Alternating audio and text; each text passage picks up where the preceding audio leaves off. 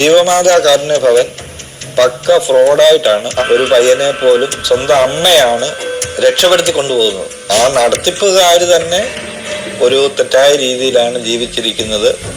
Mega serial പോലെ ഈ mummy ഗിരിജയുടെ daddy ഗിരിജയുടെ ആ ടീമിന്റെ ലീലാവിലാസങ്ങൾ തീർന്നിട്ട് ആ കാരുണ്യ ഭവനിലെ അമ്മമാരുടെ കാര്യത്തിൽ എന്തെങ്കിലും തീരുമാനം ഉടനെ ഉണ്ടാവും എന്നൊക്കെ വിചാരിച്ചു വീഡിയോ ഉടനെ തീർക്കാലോ, ഇനി ഇടണ്ടല്ലോ എന്നൊക്കെ ഓർത്തിരിക്കുമ്പോണ്ടല്ലോ ഇപ്പോഴാണ് മനസ്സിലാവണത്. തുടങ്ങിയിട്ടേ ഉള്ളൂ. വല്ലാത്ത ജാതി ഇടങ്ങേറെ കഥകളാണ് ഈ ഉദയഗിരിജനെ പറ്റിയും അവരുടെ വീട്ടുകാരെയും ആ കാരുണ്യഭവനിൽ നടന്ന കഥകളൊക്കെ കേട്ട സംഭവങ്ങളൊക്കെ. അവിടെ താമസിച്ച അന്തേവാസികളാണ് പല ഓഡിയോസും വേറെ പ്രമുഖ ചാനലുകൾക്കൊക്കെ കൊടുത്ത് ഇങ്ങനെ കേട്ടിട്ടുണ്ട്. പിന്നെ അവർക്ക് ഇതൊരു ഭീഷണിയോ അവരുടെ ജീവനൊക്കെ വല്ല ആപത്ത് വരണ്ടല്ലോ എന്നോർത്ത് ഞാനതൊന്നും അധികം എൻ്റെ വീഡിയോസിൽ ഉൾപ്പെടുത്തിയിട്ടില്ല. ഉദയഗിരിജാൻ ടീമിൻ്റെ ലീലാവിലാസങ്ങൾക്കെതിരെ കേസ് കൊടുത്ത് പരാതിയുമായി മുന്നോട്ട് കുട്ടിയാണ് കെന്നഡി ചാക്കോ. മനുഷ്യാവകാശ പ്രവർത്തകനാണ്. ഈ ഉദയഗിരിജയ്ക്കെതിരെ എന്തെങ്കിലും പരാതിയായിട്ട് പോലീസ് സ്റ്റേഷനിലേക്ക് ചെന്നിട്ടുണ്ടെങ്കിൽ ആ ചെന്നവർക്കൊക്കെ നീതി ലഭിച്ചിട്ടില്ല എന്നാണ് അവരുടെയൊക്കെ വീഡിയോസുകളിൽ കണ്ടത്. കാരണം അവരുടെ ആ സ്വാധീനം അത്രയ്ക്കുണ്ട്. പോലീസുകാരെ പറഞ്ഞിട്ടും കാര്യമില്ല, അവർക്ക് മുകളിൽ നിന്ന് ഉത്തരവ് വരുവാണല്ലോ. ചില ചാനലിൻ്റെയൊക്കെ കമൻറ്റിലൊക്കെ ഉണ്ടായിരുന്നു അവർക്കെതിരെ നടപടി സ്വീകരിക്കാണ്ട് അവരെ സംരക്ഷിക്കുന്ന പോലീസുകാർക്ക് അഭിനന്ദനം എന്നൊക്കെ പറഞ്ഞുകൊണ്ട്. ഉദയഗിരിജയും മകനൊക്കെ ഒളിവിലാണെന്നാണ് പറയപ്പെടുന്നത്. പേരും ഊരും അറിയാണ്ട് കള്ള അഡ്രസ്സിൽ വന്ന അന്യസംസ്ഥാന തൊഴിലാളിയെ കൊലപാതകം ചെയ്തിട്ട് പോയിട്ട് അവിടെ ചെന്ന് പോലീസുകാരെ പൊക്കിക്കൊണ്ടുവന്നു. അങ്ങനെയുള്ള പോലീസുകാർ ഇവിടെ എല്ലാ അറിവും ഉണ്ടായിട്ട് ഈ സ്ത്രീക്കെതിരെ ഒരു നടപടി എടുക്കാത്ത പോട്ടെ, അവരെ അന്വേഷിച്ച് കണ്ടുപിടിച്ച് കൊണ്ടുവരാൻ പറ്റില്ല എന്നാണോ? പോലീസിലെ പുലിക്കുട്ടികൾ ഉണ്ടാവുമല്ലോ, അവരെന്തായാലും ആ മമ്മി ഗിരിജനെയും മോനെയും പൊക്കാണ്ടിരിക്കില്ല എന്ന് വിശ്വസിക്കണം. അവർക്കെതിരെ എന്തെങ്കിലും നടപടി സ്വീകരിച്ചാലാണല്ലോ ഇതുപോലെ പീഡനങ്ങളൊക്കെ അനുഭവിക്കുന്ന അഗതികൾ അന്തേവാസികളൊക്കെ ഉണ്ടെങ്കിൽ അങ്ങനെയുള്ള അനാഥ മന്ദിരത്തിൽ അവർക്ക് ഒരു സുരക്ഷിതത്വം ഉണ്ടാവുള്ളൂ. അങ്ങനെയൊക്കെ പെരുമാറുന്നവരുണ്ടെങ്കിൽ അവർക്കൊരു പേടി ഉണ്ടാവുള്ളൂ. ഈ ഉദയഗിരിജ അവരുടെ ആ ജീവമാതാ കാരുണ്യ ഭവനിലേക്ക് പല സ്ഥലത്തു നിന്നുള്ള കുട്ടികളെയോ അല്ലെങ്കിൽ ഈ അഗതി മന്ദിരത്തിലെ അമ്മമാരെയൊക്കെ ആയിട്ടാണ് ബലമായിട്ടാണ് കോടതിയിൽ നിന്നൊക്കെ കൊണ്ടുപോയിക്കൊണ്ടിരുന്നത്. പക്ഷേ അവിടെ ഈ നസീമ എന്ന് പറയുന്ന 44 വയസ്സുള്ള ഒരു സ്ത്രീ ഈ അമ്മമാരുടെ ഭവനത്തിൽ ആ കാരുണ്യ ഭവനിൽ ദുരൂഹ സാഹചര്യത്തിൽ മരണപ്പെട്ടിട്ടുണ്ട്. പക്ഷെ അവിടെ ഒരു വരുന്ന ചോദ്യം, വൃദ്ധസദനം എന്ന് പറയുമ്പോൾ 60 വയസ്സിന് മുകളിലുള്ളവരല്ലേ നമ്മൾ സീനിയർ സിറ്റിസൺസ് ആയിട്ട് പരിഗണിക്കുന്നത്. പിന്നെ എങ്ങനെയാണ് 60 വയസ്സിൽ താഴെയുള്ള സ്ത്രീകളെ അവിടെ അക്കോമഡേറ്റ് ചെയ്തത്? നസീമ മാത്രമല്ല, വേറെ ലക്ഷ്മി എന്ന് പറയുന്ന ഒരു ഭിന്നശേഷിക്കാരിയും അവിടെ മരണപ്പെട്ടിട്ടുണ്ട്. അതെല്ലാം ദുരൂഹതയായിട്ടാണ് പറയപ്പെടുന്നത്. അതുകൂടാണ്ട് വേറെയും ഉണ്ടായിരുന്നിരിക്കും. ഉദയഗിരിജ അവരുടെ ജീവമാതാ കാരുണ്യ ഭവനിലേക്ക് ബലമായി കൊണ്ടുപോയ കെന്നഡി ചാക്ക എന്ന് പറയുന്ന ഒരു മനുഷ്യാവകാശ പ്രവർത്തകൻ ദ നെസ്റ്റ് എന്നറിയപ്പെടുന്ന അദ്ദേഹത്തിൻ്റെ സ്ഥാപനത്തിൽ നിന്നാണ് അവരെ വേണ്ടാത്ത ഇല്ലാത്ത പരാതികളൊക്കെ കൊടുത്ത് അങ്ങനെയൊക്കെ കൊണ്ടുപോയി. അങ്ങനെ കൊണ്ടുപോയിട്ട് ഉദയഗിരിജയുടെ ജീവമാതാ കാരുണ്യ ഭവനിൽ വെച്ച് മരണപ്പെട്ട സ്ത്രീയാണ് നസീമ. അപ്പോൾ അതിൻ്റെ മരണത്തെക്കുറിച്ച് ഞെട്ടിപ്പിക്കുന്ന വെളിപ്പെടുത്തലാണ് ഈ കെന്നഡി ചാക്കോ എന്ന അദ്ദേഹം പങ്കുവച്ചിരിക്കുന്ന അദ്ദേഹത്തിൻ്റെ ഇൻ്റർവ്യൂസിലെല്ലാം. നസീമ മരണപ്പെട്ട പിറ്റേ ദിവസം സെപ്റ്റംബർ 9 നസീമ മരിക്കുന്നത്.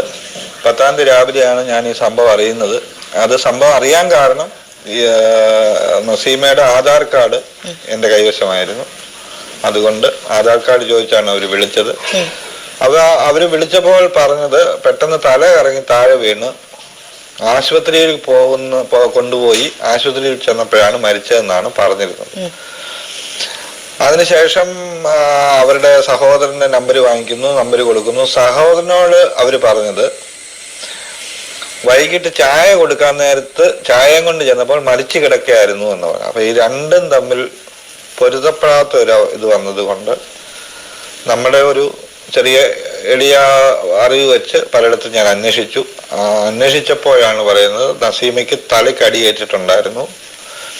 2-3 ദിവസം സുഖമില്ലാതെ കിടപ്പായിരുന്നു, ആശുപത്രിയിൽ കൊണ്ടുപോയിട്ടേ ഇല്ല, അങ്ങനെയാണ് മരണപ്പെട്ടതെന്ന് അറിഞ്ഞു.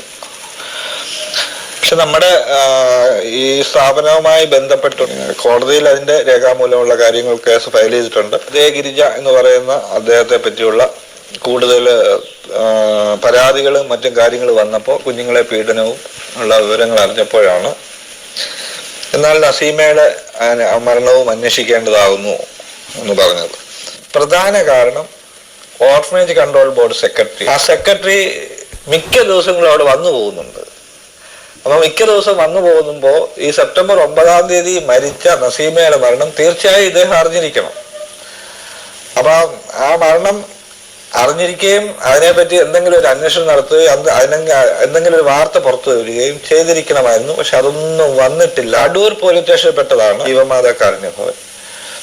പോലീസ് സ്റ്റേഷനുമായിട്ട് ഞാൻ ഇതിനെപ്പറ്റി അല്ല അന്വേഷിച്ചത്, വേറെ രീതിയിൽ ഞാൻ അന്വേഷിച്ചപ്പോൾ പോലീസ് ഈ സംഭവം അറിഞ്ഞിട്ടില്ലെന്നാണ് നാളിന്ന് വരെയുള്ള എൻ്റെ ഒരു അനുഭവം. അപ്പൊ സ്ഥാപനത്തിൽ വെച്ചാണ് മരിക്കുന്നതെങ്കിൽ തീർച്ചയായിട്ടും പോലീസ് അവിടെ വന്നാൽ ഡെഡ് ബോഡി പരിശോധിക്കണം.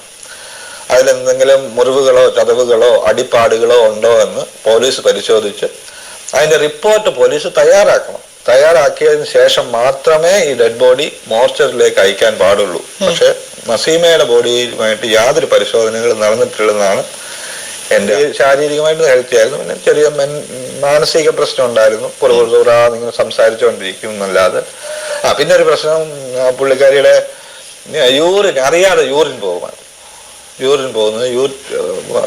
യൂറിൻ ട്യൂബ് ഇട്ടായിരുന്നു. അതിനുള്ള സർട്ടിഫിക്കറ്റ് ഞങ്ങളുടെ കൈവശമുണ്ട്, ഹോസ്പിറ്റലിൽ കൊണ്ടു. അദ്ദേഹം പുലിക്കുട്ടി എന്നുണ്ടെന്ന് പറയാൻ കാര്യം, അദ്ദേഹം തീർച്ചയായും അദ്ദേഹത്തിന്റെ ജീവനൊക്കെ ഭീഷണി ഉണ്ടായിട്ടും അതൊന്നും വകവയ്ക്കാതെ നീതിക്ക് വേണ്ടി പോരാടുന്നു. എത്ര പേരുടെ ജീവൻ, ഈ അമ്മമാരുടെയൊക്കെ ജീവൻ ആ സ്ഥാപനത്തിൽ നിന്ന് രക്ഷിക്കണം, അതിനുവേണ്ടിയാണ് അദ്ദേഹം ഇപ്പോൾ മുന്നിട്ട് രംഗത്തേക്ക് വന്നേക്കുന്നത്. പരാതി അദ്ദേഹം നേരത്തെ കൊടുത്താണ് ഈ ഉദയഗിരിജിക്ക് എതിരെ. കെന്നഡി ചാക്ക വന്ന അദ്ദേഹത്തിൻ്റെ വെളിപ്പെടുത്തലിട്ടാ നമ്മൾ ഞെട്ടിപ്പോവും. ജീവിച്ചിരിക്കുന്നവരെക്കാളും വിലയാണ് ഡെഡ് ബോഡീസിന്. അദ്ദേഹം പറയുന്ന ജീവമാതയിലെ മരണപ്പെട്ടവർ ചിലപ്പം തമിഴ്നാട്ടിലൊക്കെ ഡെഡ് ബോഡീസ് കടത്തിയിട്ടുണ്ടാവുമെന്നാണ്. അവിടെയൊക്കെ ഇതിന് വില കൂടുതലാണെന്നാണ് പറയുന്നത്. ഇനിയും മറ്റുള്ള എന്തെങ്കിലും കേസുകളിൽ ഈ ഉദയഗിരിജയും കുടുംബമൊക്കെ ആകപ്പെട്ടിട്ട് ഊരിപ്പോന്നിട്ടുണ്ടെന്ന് എങ്ങനെ അറിയാൻ പറ്റും? ഇത്രയൊക്കെ പ്രതിഷേധങ്ങളുണ്ടായിട്ടും എന്തുകൊണ്ടാണ് ആ അമ്മമാരെ ഉദയഗിരിജയുടെ ജീവമാതാ കാരുണ്യ ഭവനിൽ നിന്ന് മാറ്റാത്തത്? ഇപ്പോഴും അവരുടെ കയ്യിൽ കിടന്ന് നരയിക്കണം എന്നായിരിക്കും. ഉദയഗിരിജയ്ക്കും ടീംസിനൊക്കെ അറിയാം, കുറച്ച് ആളെ ഇതുപോലെ സോഷ്യൽ മീഡിയാസും അല്ലാത്തതൊക്കെ അവരുടെ കാര്യങ്ങളൊക്കെ കൊട്ടിഘോഷിച്ച് പ്രതിഷേധങ്ങളൊക്കെ ഇതുപോലെ കുറേ ഒച്ചപ്പാട് ബഹളമൊക്കെ ഉണ്ടാക്കിയിട്ട് കുറച്ച് കഴിയുമ്പോൾ ഇതൊക്കെ അങ്ങ് കെട്ടടങ്ങും. പിന്നെ അവർ പഴയ മാതിരി സുഖലോലുപരായി അവരുടെ ആരും നോക്കി മറ്റുള്ളവരും പീഡിപ്പിച്ച് അവരുടെ ജീവിതം തുടരും. ഉദയഗിരിജയും കൂട്ടാളികളും ശിക്ഷിക്കപ്പെട്ടില്ലെങ്കിൽ, അല്ല ഇത് പറയാൻ കാരണം വേറെ ഒന്നുമല്ല, സ്വന്തം ഭർത്താവിനെ കമ്പനിയെ കൊണ്ട് കൊല്ലിച്ചാണല്ലോ, എന്നിട്ട് പോലും ഈസിയായിട്ട് ഊരിപ്പോന്നു. വേറെ കേസുകളിൽ ഈസിയായിട്ട് ഊരിപ്പോന്നു.